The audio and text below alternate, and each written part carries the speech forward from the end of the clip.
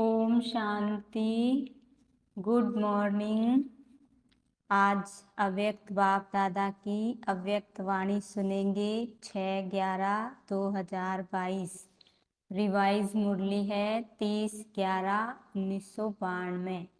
सार में बाबा ने कहा, सर्व खजानों से संपन्न बनो, दुआएं दो, दुआएं लो। आज सर्व खजानों के मालिक अपने संपन्न बच्चों को देख रहे हैं। हर एक बच्चे को अनेक प्रकार के अविनाशी अखूट खजाने मिले हैं और ऐसे खजाने हैं जो सर्व खजाने अब भी है और आगे भी अनेक जन्म खजानों के साथ रहेंगे। जानते हो कि खजाने कौन से और कितने मिले हैं? खजानों से सदा प्राप्ति होती है। खजानों से संपन्न आत्मा सदा भरपूरता के नशे में रहती है। संपन्नता की झलक उनके चेहरे में चमकती है और हर कर्म में संपन्नता की झलक स्वतः ही नजर आती है।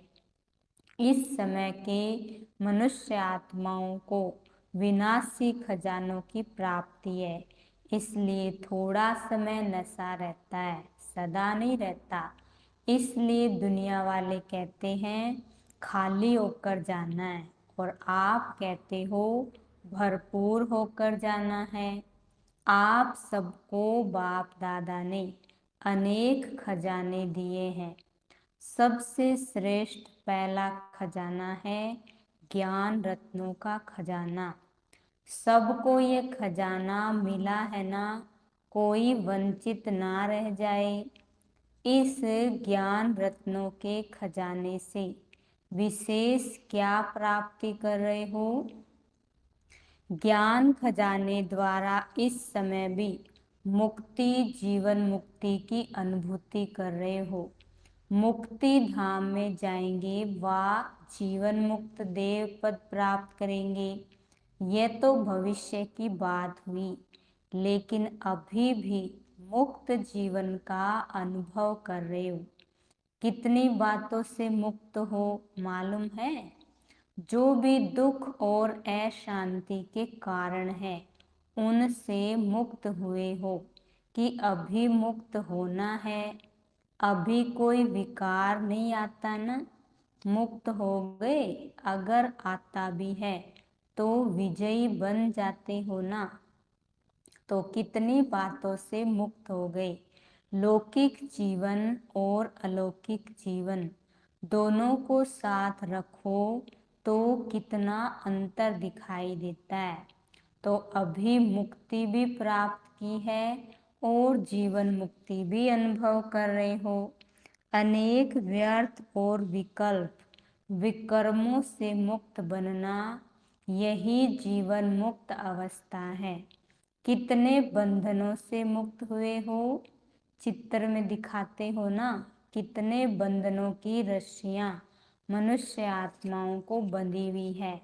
ये किसका चित्र है? आप तो वह नहीं हो ना, आप तो मुक्त हो ना। तो जीवन में रहते जीवन मुक्त हो गए। तो ज्ञान के खजाने से विशेष मुक्ति, जीवन मुक्ति की प्राप्ति का अनुभव कर रहे हो। दूसरा, याद अर्थात योग द्वारा सर्व शक्तियों का खजाना अनुभव कर रहे हो। कितनी शक्तियां हैं? बहुत है ना। 8 शक्तियां तो एक सैंपल के रूप में दिखाते हो, लेकिन सर्व शक्तियों के खजानों के मालिक बन गए। और तीसरा, धारणा की सब्जेक्ट द्वारा कौन सा खजाना मिला है? सर्व दिव्य गुणों का खजाना। गुण कितने हैं? बहुत है ना। तो सर्व गुणों का खजाना। हर गुण की, हर शक्ति की विशेषता कितनी बड़ी है। हर ज्ञान रतन की महिमा कितनी बड़ी है। चौथी बात, सेवा द्वारा सदा खुशी के खजाने की अनुभूति करते हो। जो सेवा करते हो उससे विशेष क्या अनुभव होता है? खुशी होती है ना, तो सबसे बड़ा खजाना है अविनाशी खुशी। तो खुशी का खजाना सहज स्वतः प्राप्त होता है। पांचवा, संबंध संपर्क द्वारा ब्राह्मण परिवार के भी संपर्क में आते हो, सेवा के भी संबंध में आते हो। तो संबंध संपर्क द्वारा कौन सा खजाना मिलता? सर्व की दुआओं का खजाना मिलता है। ये दुआओं का खजाना बहुत बड़ा खजाना है, जो सर्व की दुआओं के खजाने से भरपूर है, संपन्न है। उसको कभी भी पुरुषार्थ में मेहनत नहीं करनी पड़ती। पहले है माता पिता की दुआएं, और साथ में सर्व के संबंध में आने से सर्व द्वारा दुआएं। सबसे बड़े ते बड़े तीव्र गति से आगे उड़ने का तेज यंत्र है दुआएं। जैसे साइंस का सबसे बड़े ते बड़ा तीव्र गति का रॉकेट है, लेकिन दुआओं का रॉकेट उससे भी श्रेष्ठ है। विघ्न जरा भी स्पर्श नहीं करेगा, विघ्न प्रूफ बन जाते हैं। युद्ध नहीं करनी पड़ती, सहज योग युक्त युक्ति युक्त हर कर्म बोल संकल्प स्वतः ही बन जाते हैं। ऐसा ये दुआओं का खजाना है। सबसे बड़ा खजाना इस संगम युग के समय का खजाना है।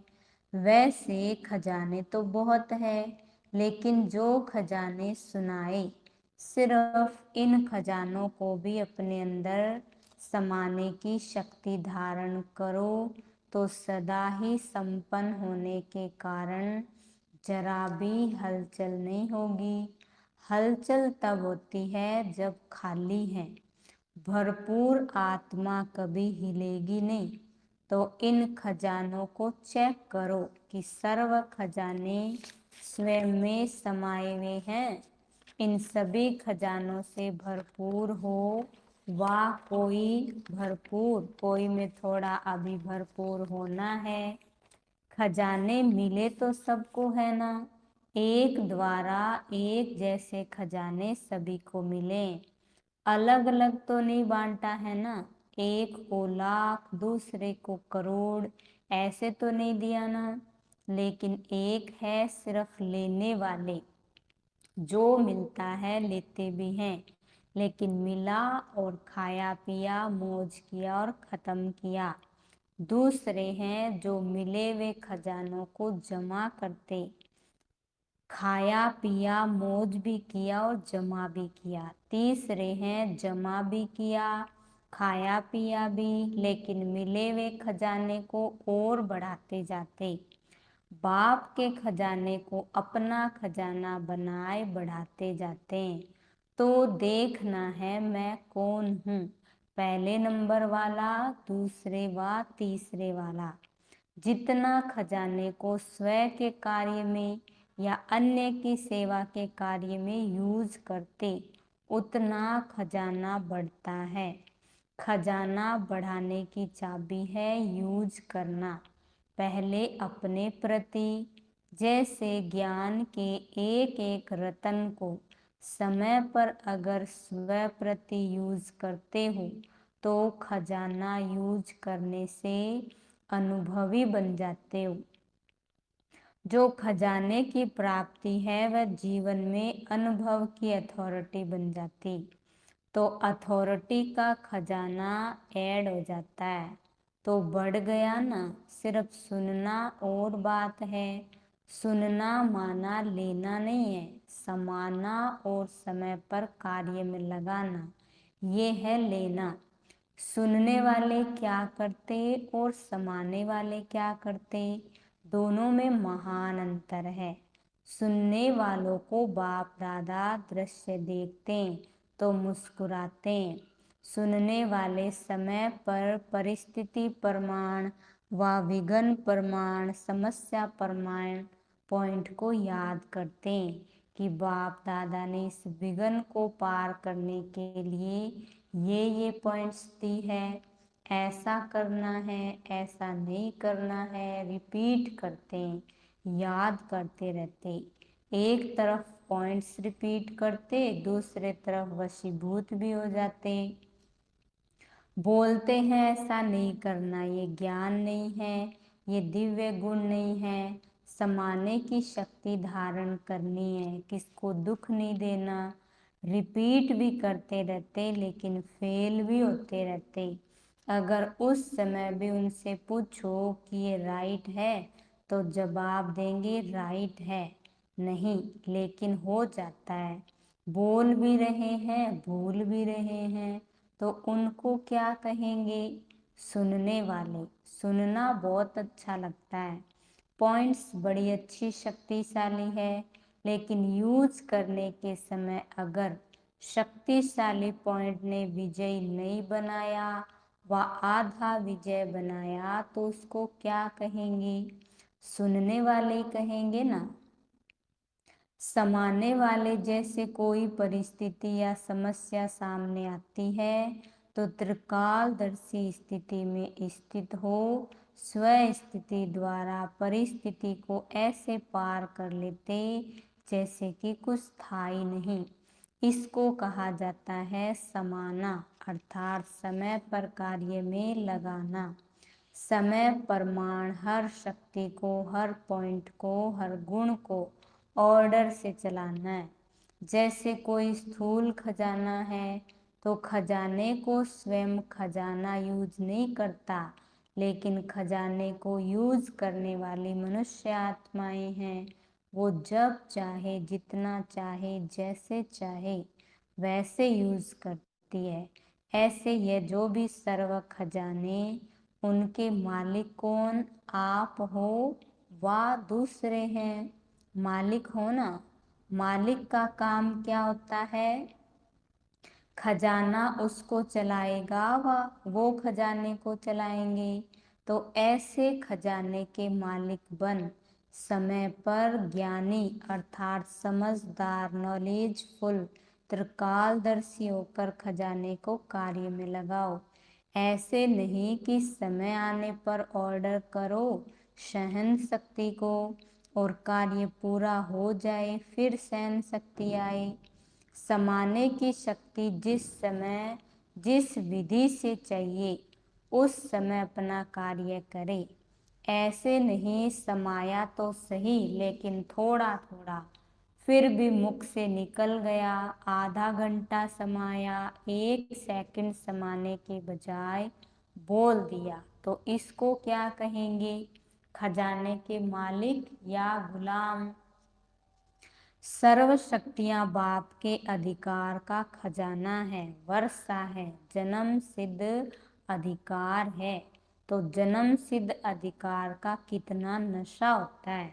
छोटा सा राजकुमार होगा, क्या खजाना है उसको पता भी नहीं होगा, लेकिन थोड़ा ही स्मृति में आने से कितना नशा रहता है कि मैं राजा का बच्चा हूँ। तो ये मालिकपन का नशा है। तो खजानों को कार्य में लगाओ। कार्य में कम लगाते हो, खुश रहते हो, भरपूर है, सब मिला है, लेकिन कार्य में लगाना, उससे स्वयं को भी प्राप्ति कराना और दूसरों को भी प्राप्ति कराना, उसमें नंबरवार बन जाते। नहीं तो नंबर क्यों बने जब देने वाला भी एक है, देता भी सबको एक रस, फिर नंबर क्यों?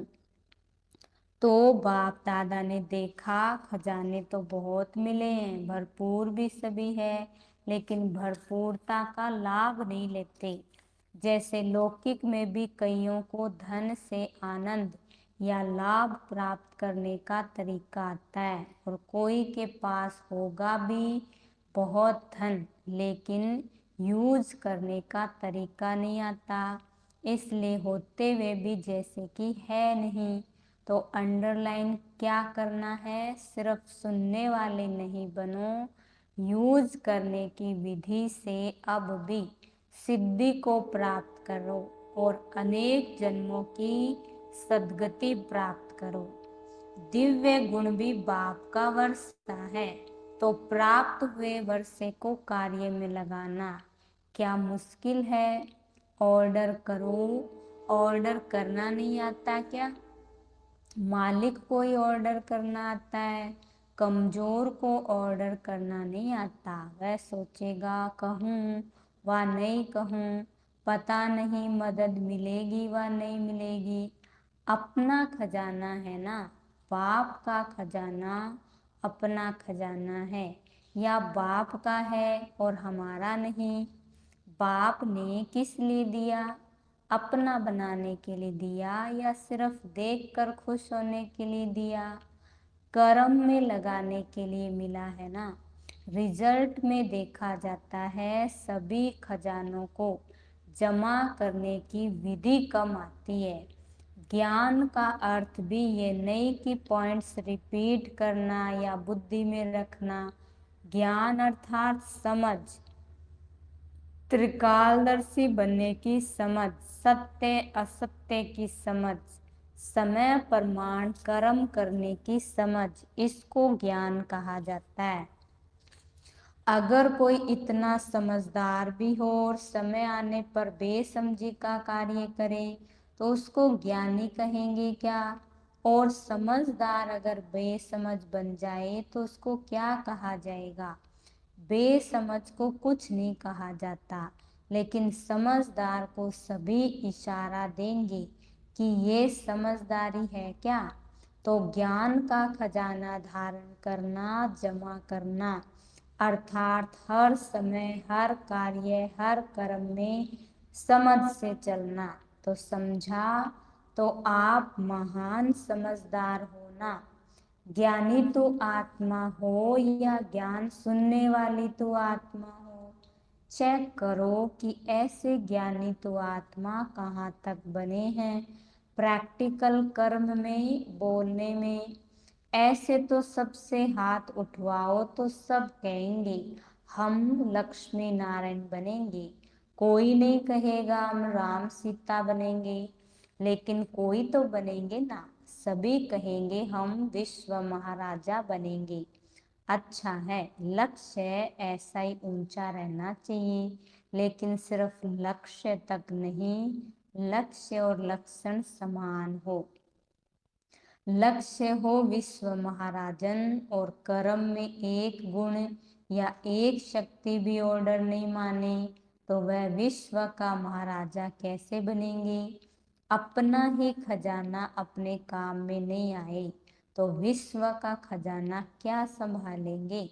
इसलिए सर्व खजानों से संपन्न बनो और विशेष वर्तमान समय यही सहज पुरुषार्थ करो कि सर्व से, बाप दादा से हर समय दुआएं लेते रहें।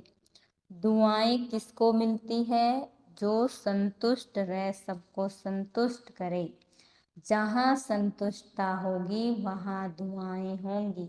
और कुछ भी नहीं आता हो तो कोई बात नहीं, भाषण नहीं करना आता कोई बात नहीं, सर्व गुण धारण करने में मेहनत लगती हो, सर्व शक्तियों को कंट्रोल करने में मेहनत लगती हो, उसको भी छोड़ दो। लेकिन एक बात धारण करो कि दुआएं सबको देनी और लेनी है।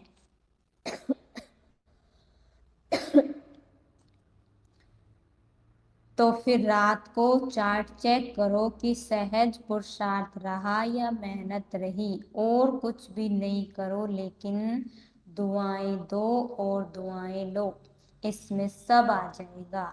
दिव्य गुण शक्तियां आपे ही आ जाएगी। कोई आपको दुख दे तो भी आपको दुआएं देनी है। तो सहन शक्ति, समाने की शक्ति होगी ना, सहनशीलता का गुण होगा।